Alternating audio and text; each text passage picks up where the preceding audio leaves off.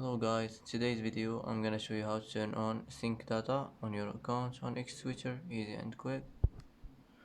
First click on your profile, now click settings and privacy, and now click accessibility, display and languages, and click data usage.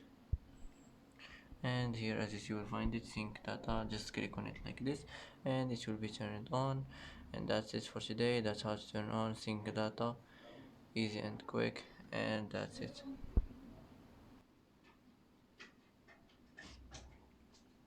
And that's it for today's video. If you like this video, don't forget to like and don't forget to subscribe.